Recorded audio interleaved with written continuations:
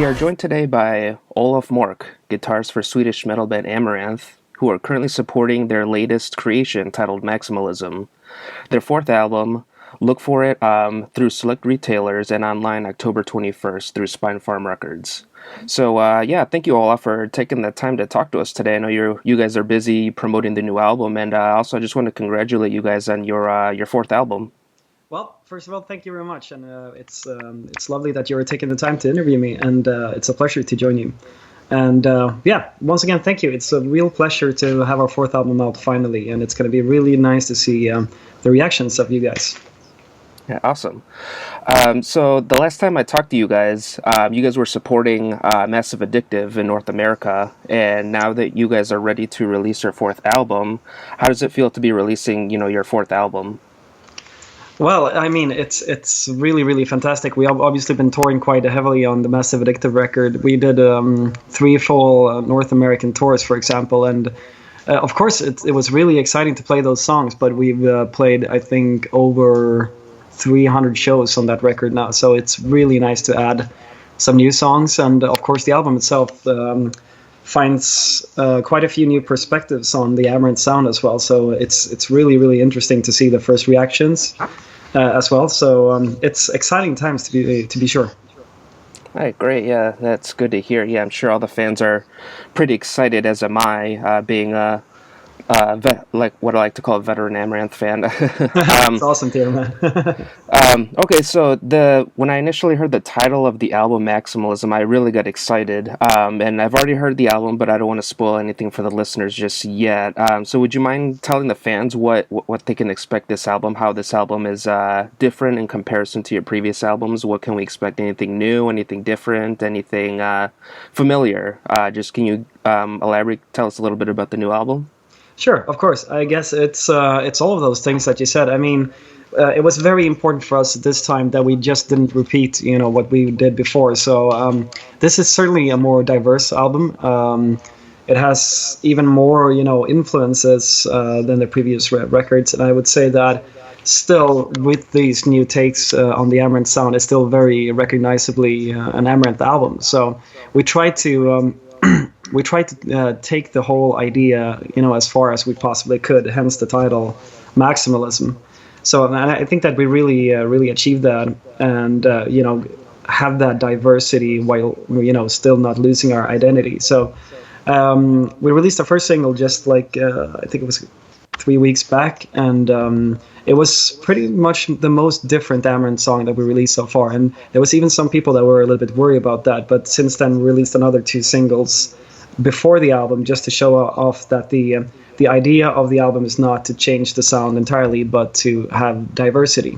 So we actually just released a new single today called Maximize. Wow, okay, great. We'll have to check that out. Okay, so since you, speaking of the new song, titled That Song, so yeah, that's easily the most unique Amaranthe song you guys have released thus far into your career. And that song threw me off guard, as well as I think it threw everybody off guard. So what inspired you guys to write that song? It's very, very catchy, by the way. Oh, thank you. No, I mean, it was one of those, we didn't really sit down to write that song as like, okay, so this is going to be the lead single and this is going to, represent the new album and whatever. When we sat down and wrote it, it was like a couple, me and Elise, it was like a couple of friends jamming, and we realized that it was different. And then we even had the idea to maybe we should rearrange it so it's more like the old stuff. But then, we gave it some time, and we played it to the rest of the band and, friends and the record company, and everybody loved that it was really different. And when it reached like the final state in the album version, everybody was really excited about it, and I was a little bit nervous about it, to be perfectly honest. But because it's a different song, but at the end of the day, I'm still really proud of the song itself, and that it's catchy, and that it's a daring song. And if you ask me, at the end of the day, the most important thing is that it's a good song, and I really love the song myself. So I think that it was a perfect decision. Yeah, awesome. Yeah, like you mentioned before, I was a little worried too myself, to be quite honest. And then after I listened to it a couple more times. I was like, wow, this is really catchy. And then of course after listening to the whole album, everything just kind of fit in naturally. At least I felt that way. So okay, great. Um, so and I think the fans are also in for a special treat because what I like to call is you guys let Henrik loose on this album. There's one song on this album where he just kind of completely dominates the track, and that also completely threw me off as well. So I think the fans are pretty going to be very pleased with the album.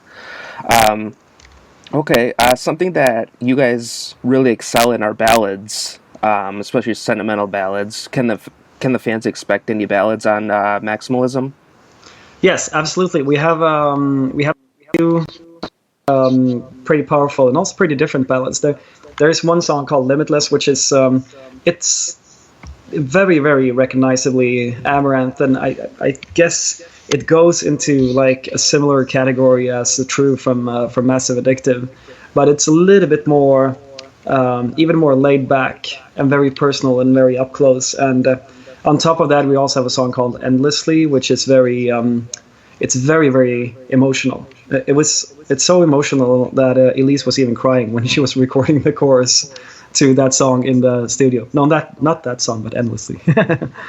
But anyways, so and it's the first Amaranth song that actually features real strings, and Oh wow.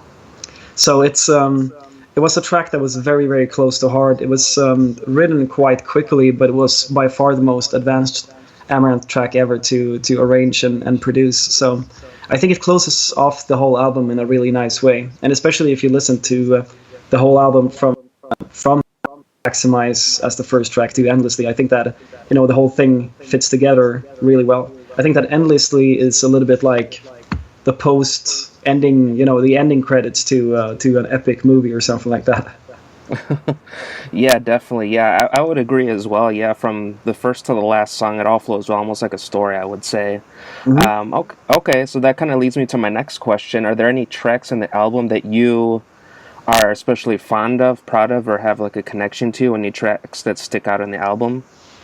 Yeah, absolutely. I really love like the opening track Maximize and also Boomerang because it's two, I won't say typical Amaranth songs, but they are classic Amaranth songs. But taking that step further and elaborated on the whole sound as well. And I really really love that song as well because I think it really sticks out. And we we already played that song a few times live as well, and I think that it's quite easy to picture that it works really really good live, especially in Moscow when we had like 1,500 people. That was very cool. And I'm really in love with the track Fury. When it comes to me personally, it's probably the song that I listen to the most, and it's obviously quite a different song from that song, for example. So I think that it's hard to single out songs. I think the album should really be listened to as unity. So in general, I'm really proud over all the songs. Yeah, that's great to hear. Wow.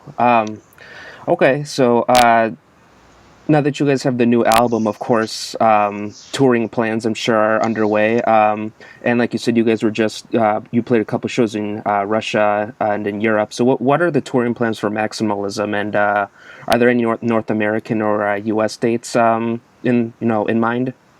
Yes, absolutely. We already have scheduled the 70,000 tons of metal cruise, and I can sort of have exclusively revealed that we're going to do a full North American tour right after that. So it's going to be really exciting to be back with a lot of new songs, and it's going to be a completely new stage show, and we're going to have a completely different set list and a completely different concert experience to what people have seen before from us in North America. So we're really really excited about that. We don't have any more details yet, but it will be up on the Amaranth site ASAP. Soon. Okay, great. That's awesome to hear, and I'm really excited to hear there's going to be a new set list. As a Amaranth fan, I was a little disappointed last time you guys played. You guys didn't play my favorite song, but of course that's personal preference. Can't uh, please everybody, but yeah, that's Exactly. good. So which one is that, if I may ask? Infinity. I know you guys play that in. I've seen a lot of live footage of you guys playing in Europe, but yeah, I'm not sure. I know with the American fans and European fans are might be a little different. but I, that's like a personal preference.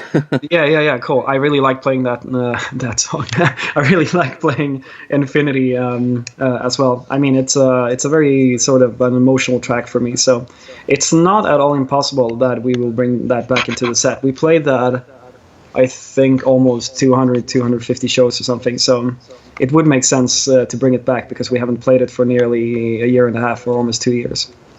Wow. Okay. Well, I'll be excited when you guys play it. um, okay. So, do you have any favorite places you like to tour? Any places that have been a memorable experience? Any places like around the world that you really get excited about going to? You mean that we haven't been to yet, or? Or either or you have been to just any places that you'd like to tour or that have made a memory that you get really excited about going to? I mean, there's certainly a bunch of special places, and every place has its own flavor and character, and it's a different experience every time. But I mean, we really love to tour North America, quite specifically, as you can obviously see after three North American tours of Massive Addictive. But I also love to play in Japan and Russia, which we just recently did because the fans are absolutely crazy. We did a show last year as well in Mexico City, which was absolutely awesome, mind blowing as well. So that was a cool experience. But with that said, also, all of Europe and Sweden and Finland, every place is different and every place is special. Yeah, definitely. I know there's some bands, I think I want to say like Sabaton, I think they have their own hometown show, so I think you guys should kind of do something like that. That'd be kind of cool to see. Um, so another question is, are there any, speaking of touring, are there any bands or artists that you want to tour with that you haven't yet? I mean, absolutely. For me, growing up as a Metallica fan, I'm still yet to play a show even at the same festival. So um, even if they, quite a different band these days and they change their sound a lot, they're still, a massive influence to why I started to play music in the first place. So that would be super cool. And I mean, there's so many great artists and so many great bands that we've already played with, and we had the pleasure, for example, to play. I think it was no less than 5 shows together with Slayer this summer, which was an interesting combination, to be sure. Um, and I mean, yeah, there's just a ton of really, really, really great bands. So Oh, well, the universe has heard this, so hopefully that comes true for you guys in the future. yep, exactly.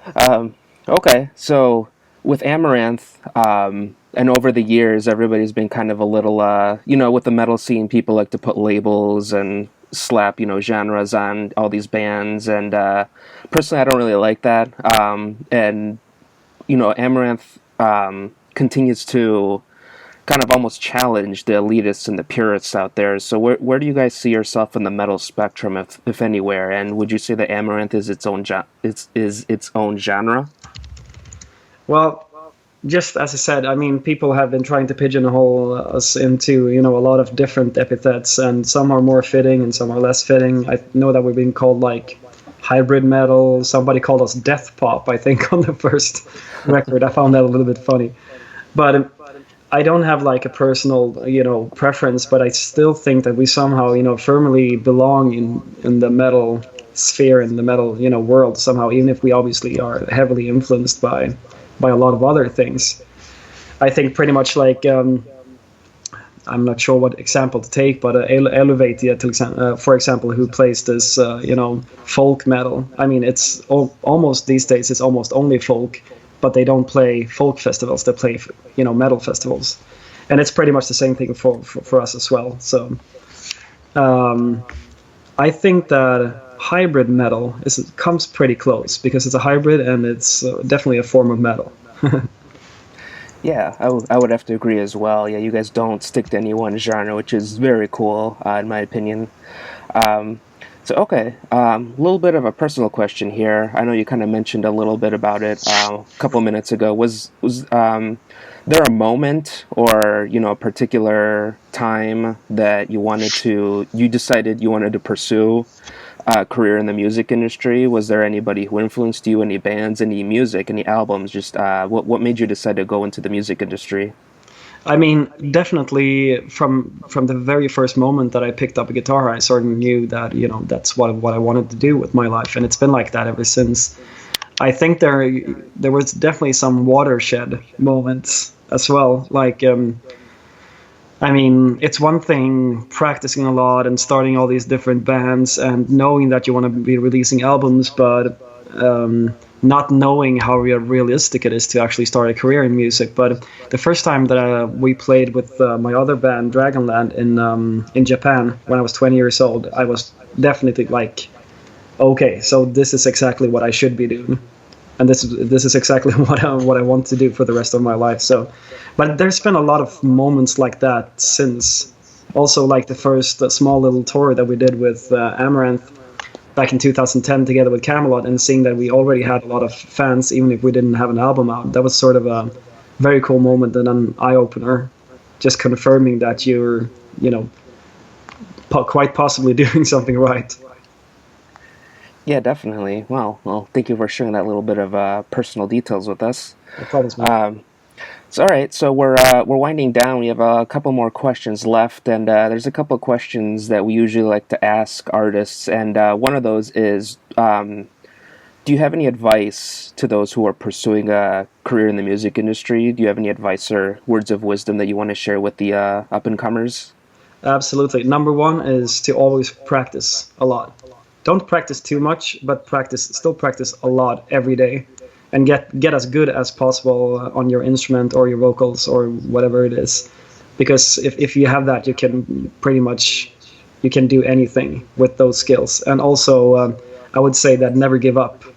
Also, because that is the number one thing that makes people not succeed in the business, is that they think they tried really hard, and then they try again and they fail again, and the sixth time they go like, okay, screw this, because this is obviously not working. But I'm saying, on the other hand, that when you're close to giving up and when you've failed or tried 20 times, that's when you're starting to get real close to succeeding. Okay, great. Thank you for those kind words of wisdom. So, as you know, the website that I write for is named We Love Metal. Mm-hmm. So, another question is, why do you love metal? Well, it's in my blood, quite literally. No, I was growing up with a lot of heavy metal music. My father was playing it, and all the cool kids in the school were in bands, and my sister's boyfriend was a metal fan, and I was surrounded by metal everywhere I looked and went when I was a kid. And I guess my life has been shaped by it since then. So, and I haven't grown tired of it at all so far. So, I guess the reason why I love metal is because I have been surrounded by it all my life. That's great to hear. Well, thank you for sharing that personal detail with us. So, okay. So those are all the questions I had for you. Thank you so much for joining us, and thank you for taking the time out of your busy day to talk to us about the new album and personal details and more. No problem whatsoever, and thank you for taking the time for the interview as well. It means a lot, man. Thank you. All right, thank you.